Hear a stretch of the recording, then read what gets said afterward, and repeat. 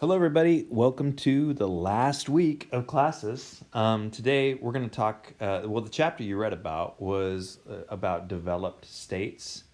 Um, and what we're going to talk about is we're going to talk about one issue that is shared by developed states around the world. But we're going to look at it from the U.S. perspective because that's honestly the perspective that most of us in the class understand the best. So that being said, a lot of this stuff, not the specifics, but a lot of the general things are applicable to other developed states as well, whether you live in Europe or South America or Asia. All right, so what we're going to do is we're going to look at really two main things. We're going to look at immigration, and then we're going to look at migration. So the difference here is immigration is moving from one country to another. Migration is just moving from one place to another. So if we talk about people moving inside of a state, it's not immigration really, it's more migration. So we're going to look at how people have sort of moved around in the United States and sort of why. So those are really the two things we're going to talk about. So you watched that quick video on sources of immigration, and that's where we're going to start. We're going to look at basically the three. I mean, this is oversimplifying it, but the three waves of immigration patterns in the United States. So wave number one is really from 1820 to 1870. Again, we're talking about the United States. We could talk about all the colonial waves and all that kind of stuff. We're just going to make this simple and start in 1820. And who was coming over to the United States 1820 to 1870? So just think about that for a second. Who do you think was coming over? The majority of people were German and Irish, as you saw in that video. A lot of Germans coming into the Midwest, a lot of the Irish into largely into the cities. And there's a good reason why that's the case. So that's going to give us our first sort of general idea here. And that's the difference between push and pull immigrants. So when we talk, I'll talk about this more on the next slide, but for now, just work with me on this. The Germans were what we call a pull. And that means that the reason that they came to the United States is they were pulled into the United States. There was opportunities in the U.S. that attracted them, and they were pulled in like a magnet almost. And so the people that came from Germany tended to be skilled craftsmen. They tended to be coming for new opportunities. The second group are push. And when we say push, we say the factors that caused the people to immigrate tend to be because they were pushed out of the place they were living in the first place. So for example, with the Irish, a lot of the people that came over in this era were rural peasants who were affected by the potato famine. Like, it was either stay in Ireland and die of starvation, or it was leave and go somewhere else. So now, if you're just thinking about this from the perspective of, so these guys are pulled, they could stay in Germany pretty easily and do pretty well, but they could move to America and do even better. These guys could stay in Ireland and die, or come to the United States and not die. So who do you think the United States, the people who were in the United States in 1820, who were they happiest to see? The Germans with the skills and the crafts, or the peasants with the poverty and the poverty? And the answer is, of course, the Germans. And what we find is that in every era, in every place, the type of immigrant is tied to the reception. Pull immigrants are usually celebrated and we're happy to have you here. Push immigrants is usually, we don't like you, we'd like you to go away. And that's kind of how it was in the United States at this point, is the Germans were welcomed, the Irish were villainized. And then, of course, because these things are tied to location so much, obviously the United States wouldn't have been happy with a poor German person who was coming over, and they would have been ecstatic about a craftsman from Ireland coming over. Like, those would have been, like, it doesn't fit neatly in those categories. But overall, the stories that people are sitting around telling, they're saying, the Irish are coming from the potato famine, and they're coming and they're poor, and they're going to take all our stuff, and they're just going to, bring disease and things like that. And so even if you were one of the Irish who were the skilled craftsmen, you were sort of lumped in with this group here, which means race often gets tied to reception. And so racism plays a big role in this as well. You're going to see a video on that here in a second. But it's almost impossible to differentiate racism from immigration policies. Even if you're not intending that to be the case, they're going to find their way in just because of the nature of how immigration is done. We'd like to say we look at each immigrant separately. We'll look at you as an individual, you as an individual, you as an individual. That's very liberalism. But the truth of the matter, it's such a vast thing, it ends up getting looked at in terms of country, which usually gets simplified to race. And that becomes a part of this whole thing. Just some push factors, again, things that are going to push people out are going to be, you don't have to write these things down. They're just some general ideas.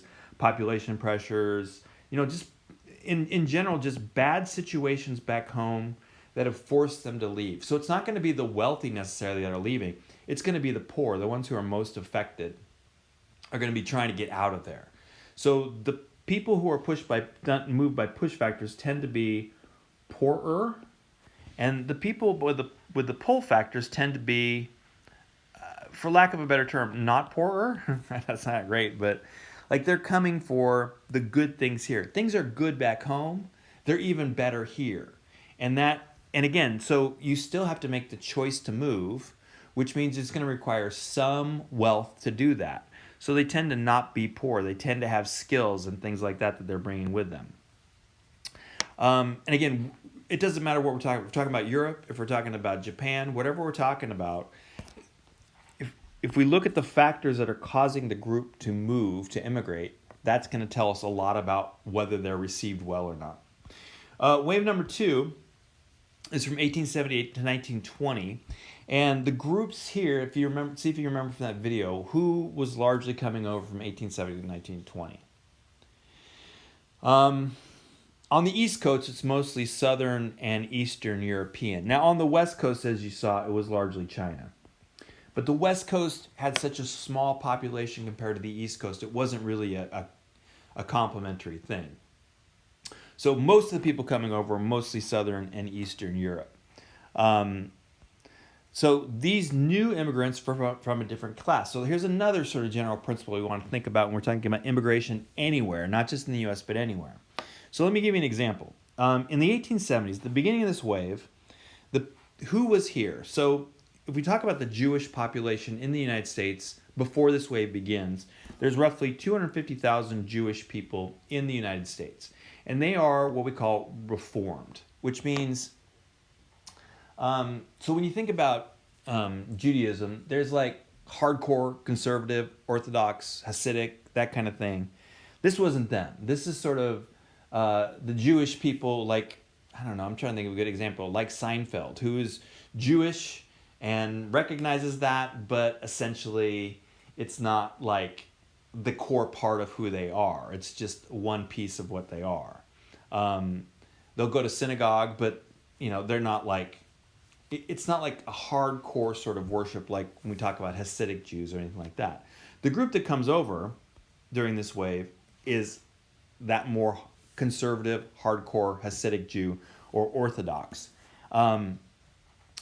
You can imagine that this group here blends, if that's the word we want to use, they blend in pretty well with their surroundings because it's just one piece of who they are.